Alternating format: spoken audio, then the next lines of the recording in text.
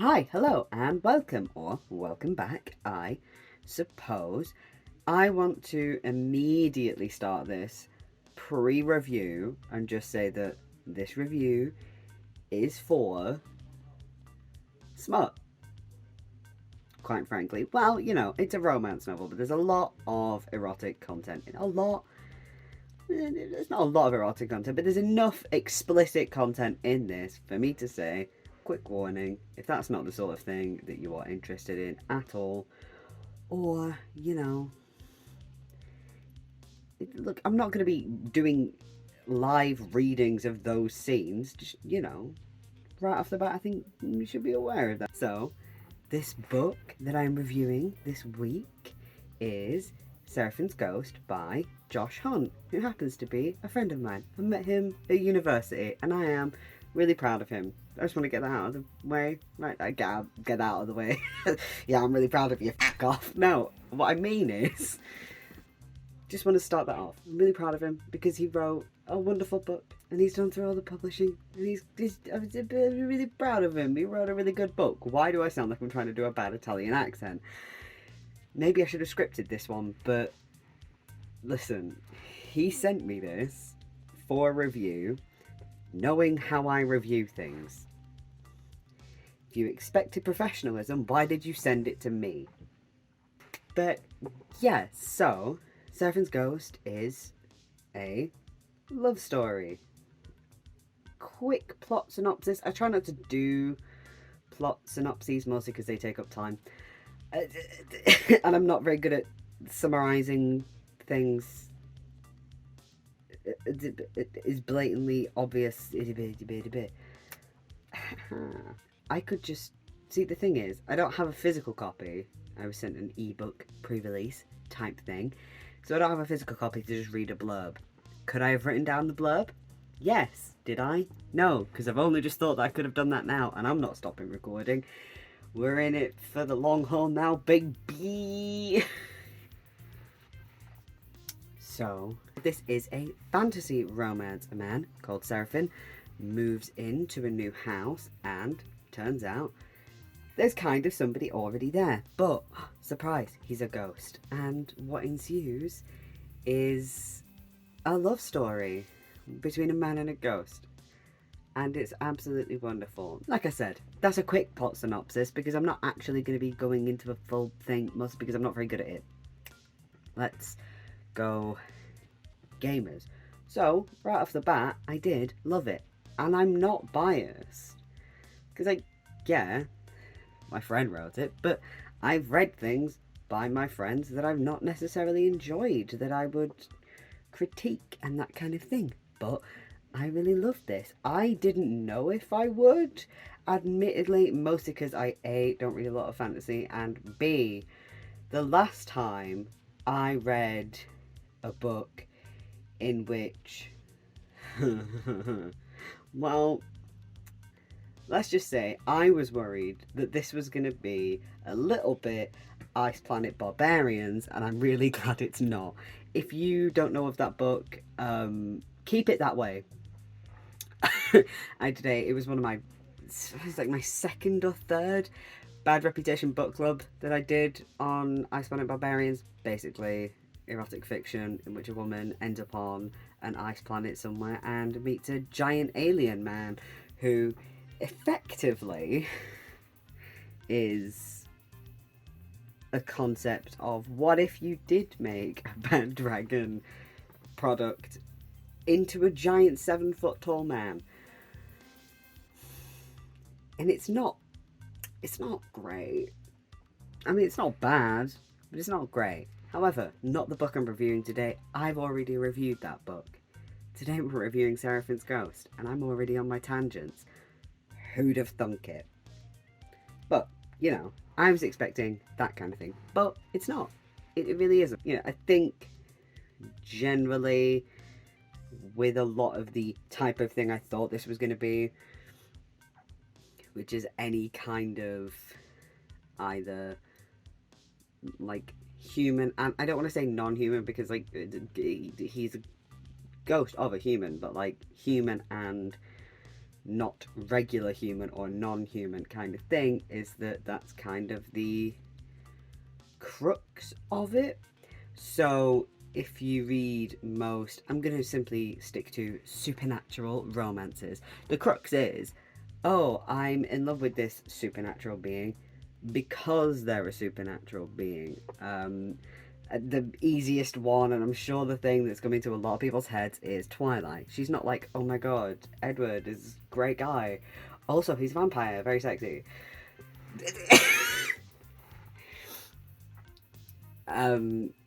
Like, no, she's just like, oh, a vampire, perfect, that's what I want in a man. Whereas here, we actually have a romance that blossoms, and yeah, there's the whole one of y'all is a ghost. How is this gonna work? Particularly, he's only corporeal for like seconds at a time for the most part. Well, kind of. So he can interact with objects. He can always interact with the world around him in that sense. So he's not passing through walls, doors, that kind of thing. I haven't used names. So we have Seraphim. He is the regular human. Well, he's a mage, but still a regular human man. And we have Darius, who is a ghost, who originally owned the house that Seraphim moved into. So Darius can interact with the world around him. For example, you know, he can wear clothes. He, for most of the book, he could wear clothes, pick up books, make food, which he does a lot. I really like the use of food in this book, but that's because I love food as love language kind of thing. I know that's probably technically not a real love language. I don't know what the love languages are, but I am somebody who very much loves making food for people because it helps me tell them that I love them. Friends, family, romantic perspectives, whatever. I love making food for people, and when romance authors use making food as like a thing of showing love and affection, I'm just like, give it to me, give me that. And in this case it's romantic, but I love it when it's just in any context. I recently reviewed Love and Saffron on my old written blog. I reviewed I think it's called The Little French Recipe Book. All stuff in which food is a sign of love, and it is, and I love that in here. But yeah, he's only corporeal some of the times. So there's like the biggest issue. Well, there's the biggest issue in the obvious sense of this is an erotic fiction, therefore there's going to be sex scenes. That is dealt with. I'll let you figure out how when you read it.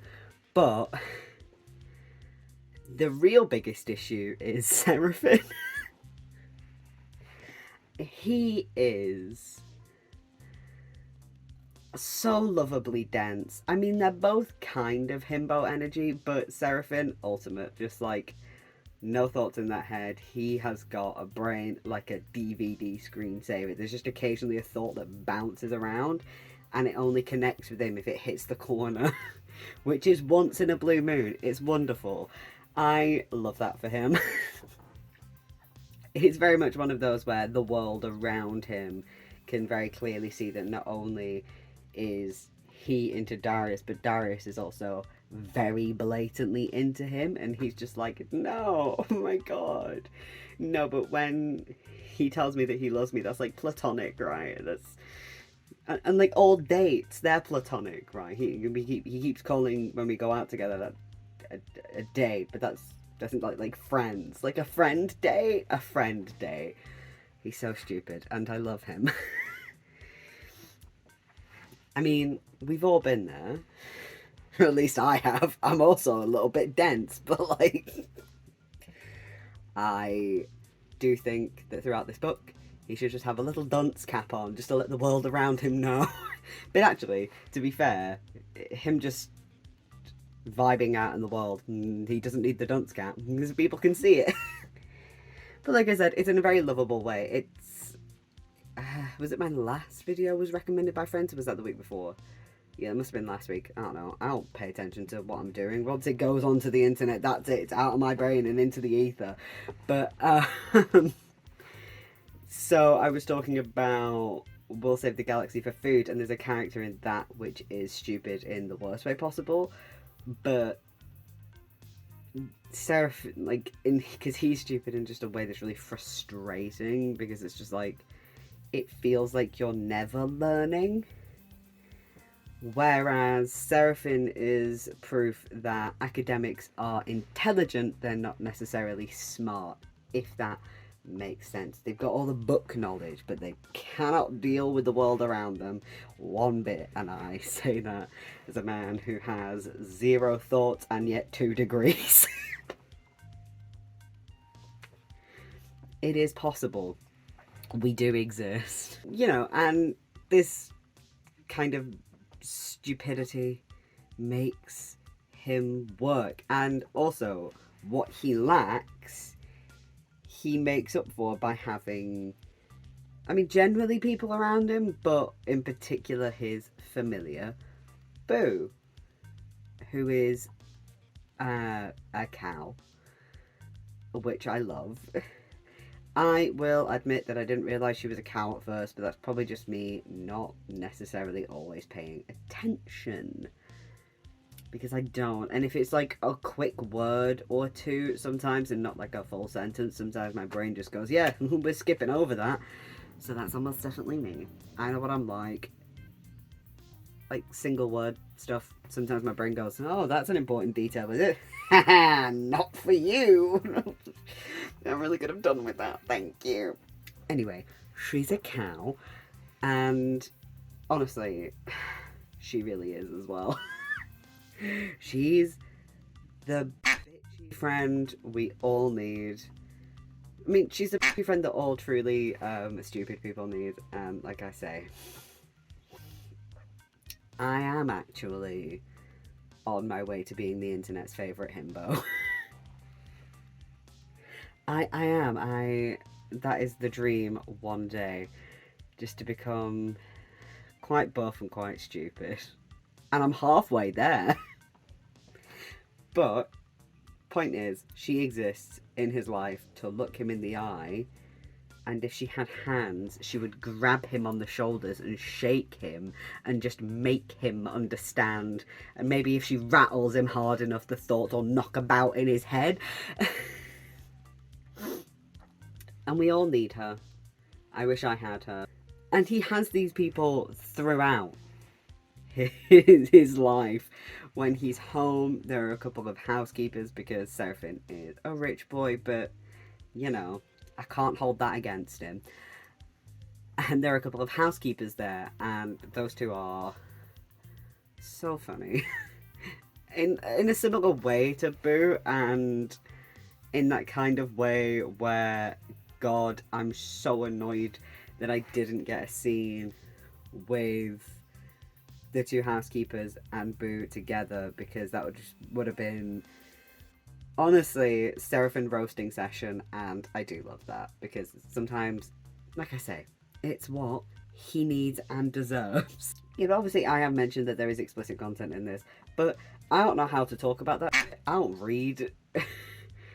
I mean, I don't read erotica in general, and I also don't generally find myself reading any kinds of books with explicit content, because I think those two things are different. You know, occasionally in some romance books there's like some light sexual content, usually like a little more than making out kind of thing, but like it's usually like a tasteful fade to black kind of vibe that I tend to be that tends to be in the books that I read. I think the only other than a few of the books I've read for Ice Planet, not for Ice Planet Barbarians, that I've read for Bad Reputation Book Club, like Ice Planet Barbarians, but books I've read for me that I've actually enjoyed. I can't remember if this is the first book in the series or if it is one of them, but I've read the first 2 books of the, I want to say, Ultima series. Now, that...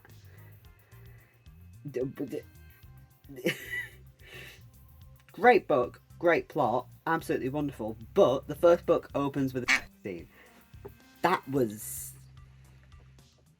I didn't expect that. I knew it had explicit content in it. I didn't expect for it to be just there immediately. This does not do that. It takes some time to get there. And what I will say is... it was only awkward for me to read because I knew who read it. I have read good sex scenes, I have read bad sex scenes, and this comes under the good section. I shouldn't say comes under the good section. I shouldn't have said that either. What's wrong with me? But yeah, this was awkward for me because I knew who had written it. And how do you casually tell your friend? It's like, yeah, you know those very explicit scenes that you wrote, which are really quite visceral. Great job. Good job with that. I thought that... I'm not... How the fuck are you supposed to do that? Right, here's me saying that. Good job, mate. I thought... you thought you described it really well. Well, that cringe. But, you know, my experience with reading erotic fiction comes down to either... you know, it comes down to this, the Ultima series, and the bad fan fiction I've read, and the bad general fiction, some of which is also fan fiction that I've read for Bad Reputation Book Club.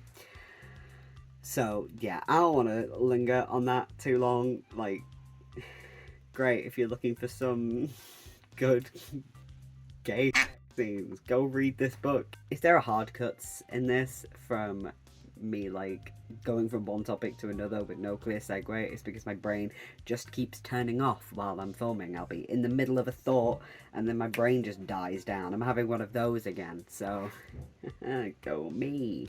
So one of my absolute favourite little bits in this was Magic IKEA. And I know that sounds stupid, but when will a big hunky ghost take me to Magic IKEA? And by the way, that's not what it's called in the book, obviously, but if you're going to have your fantasy environment where they still go to a marketplace where it's all flat pack furniture and there's a food hall in there, that's Magic IKEA, fam, and I love that. Literally, I had read that scene and I had made plans. I'm going to see one of my friends this weekend, and we were originally just going to meet for coffee, and I was like, mate, I've got some fucking cravings for IKEA food. I'm taking you on an IKEA trip. So that's what I'm doing. It's your fault, mate. You made me have a trip to IKEA. I don't even know how to get there. I'm having to figure out the tram system in Manchester just because I want some of those like little veggie balls and the gravy. Oh, top tier gravy. It's so good. I live, and I'm gonna buy myself another giant bear. I already have one giant bear. He is up here on the cupboard next to where I film, and he's called Nero because I love wrestle and Jeff Hardy. And yeah, I mean, I think it's only right that I talk about wrestling at least once in this, just because I know you watching this, author of the book I'm reviewing, you know why it's only right that I talk about wrestling at least once in this. Shall we, as a little gift from me to you, you have given me the gift of your book, and I'm gonna give you these gifts. Some wonderful gifts just for you. Obviously, Magic IKEA isn't my favourite part about this book. My favourite part about this book is a cute little romance that at points just made me get those little chills, and like I got super invested in this book in ways that, thankfully, because I do know him, I can send running commentaries to him, like trying to get information, and he wouldn't give me spoilers, obviously, because that wouldn't be right. I am a sucker for cute, soft romance. No, I want to talk to you one-on-one right now. You, Mr. Hunt, Josh, sir. You did a good job. And I bloody loved it. And you knew I was making this video because you asked me to. And at some point when I said I was going to be filming today, you told me you were nervous. And I don't know why. Because I was sending you messages throughout this. And you knew how invested I was and you knew how much I was loving it. All the stuff about food was just all wonderful. And they're just good characters, and your world building is phenomenal as well. I haven't even mentioned that. Your world building is phenomenal. I am not good at paying attention to that sort of thing just because I am not a writer who's good at world building, so I don't tend to know the crafting of that sort of thing. But you've worked on building languages. That's incredible. I mean, I know that you are using bits of real world languages. I'm going to assume mostly Romanian. But point is, you did huge world building. You did some Tolkien. I'm sure that means somebody to somebody who likes Tolkien. I don't particularly. But when I say you're doing, but like, I respect the world building he did. I just don't particularly like the way he writes. When I say you're doing Tolkien, I mean the world building aspect of it, and it's all incredible. And I'm gonna get in trouble for saying I don't really like Tolkien, but that's fine. Media is subjective. A fight to me. Point I'm making is, this was incredible, and I bloody loved it, and I want more. So I'm going to pester you until you write more, so I can read more. Thank you. So, now for the other 4 of you watching. I have to accept this is the way it is. For the other 4 of you, you can buy Seraphim's Ghost by Josh Hunt on the 30th of April, and you can get it either as an ebook or you can get it as paperback. I already have the ebook, but I want a paperback. Send me one. Send me a copy. Do it. I mean, do I have space for more books? No, but I'm taking an IKEA trip on Saturday, so I could maybe get a tiny bookshelf. The space where I used to film used to be a little set of drawers, which it's mostly junk. Like, the top drawer has hair stuff in it, and the rest of it is just like, I don't know where else to put this junk. Bookshelf. I'm finally going to be smart about it, so when you do send me a copy, go on. I'm kidding, by the way, you don't have to. Obviously, I'm going to buy one anyway. Obviously. But now I'll have space for it. But yeah, 30th of April on ebook and paperback. Honestly, just if you want some cute gay romance, go read this. And yes, there's some explicit content in it, but unless you are genuinely like no sexual content in the stuff you read, which is fine, I understand, you can absolutely still enjoy this book if you don't particularly like. You can just, you know, it feels a bit rude to say you can just skip over some bits, but like scenes like that, I've done it in books before. I did it sometimes in the Ultima series, which I was referencing earlier, mostly because I wasn't reading it for a review. Now I do have to read everything, which is a shame because I know some of the books that are coming up for Bad Rep Book Club, and I'm not looking forward to that. I know it feels rude to say you can skip over some things, but seriously, they're not safe for work content. You can go past, but you don't have to. And if you are into some cheeky smut, you'll love this because it's good. It's well written. Like I said, it's not for me as an erotica. It's just, I don't know, for me. I'm not explaining that. It's not for me. Not everything will be, but it's well written, which is hard to do. If you know, because I get why it can be awkward and uncomfortable, but this wasn't awkward and uncomfortable beyond going, oh, my friend wrote that. And then you go on to like the next few pages and it's like, oh, my friend also wrote some really cute romantic shit. It's okay again.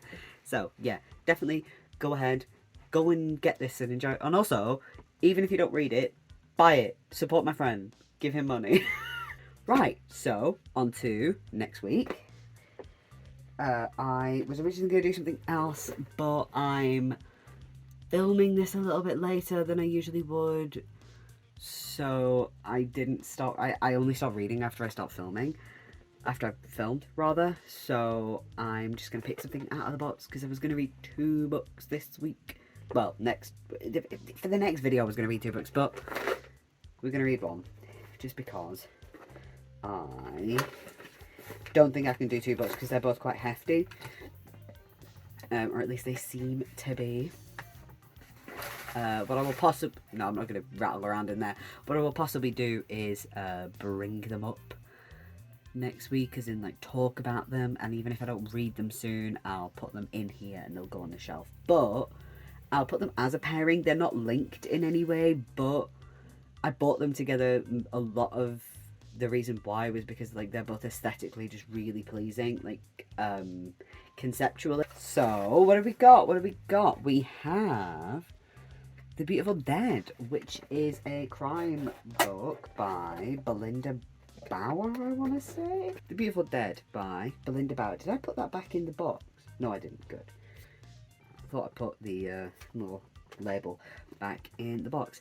I think I got this around the same time as the Jeffrey Deaver book, because I was reading a fair amount of crime at the time. Well, apparently not reading them, because I got this a few years ago. Let's see when it came out, to see if that gives me a hint.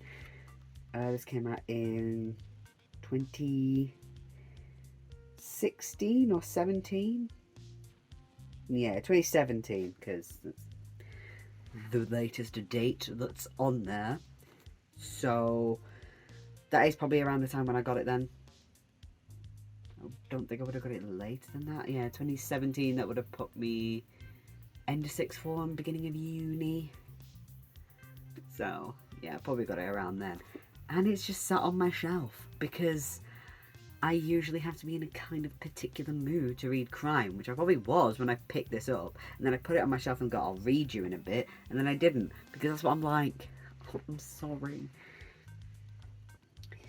They want the same things: death and an audience. Eve Singer makes her living from death. As a TV crime reporter, she'll go to any length to get the latest scoop. But when a twisted serial killer starts using her to gain the publicity he craves, Eve must decide how far she's willing to go and how close she'll let him get. See, I can see exactly why I picked this up. Also because it sounds kind of like there was a story of a news reporter who... I don't know if he killed people, but there was definitely a crime, like a news reporter who was a crime news reporter who started committing his own crimes, and so he would have like the latest scoop kind of thing. That's probably why I picked this up, because it's kind of similar to that, and that story's always fascinated me. I mean, not that I clearly know that much about it, but like it's, the idea of that sort of thing is always very fascinating to me. It is the same reason that I really enjoyed, oh, is it called The Invention of Sound? I don't know how to pronounce the author's name, but it is the author of Fight Club. If you've ever seen it written down, you'll know this Chuck, this surname. Many apologies. I've just never heard it. I've only ever seen it, so you know, it is what it is. But yeah, this will be in next week's novel. I hope you're having a wonderful day, a wonderful night, a wonderful whenever you're watching this, and I will see you really soon. Right.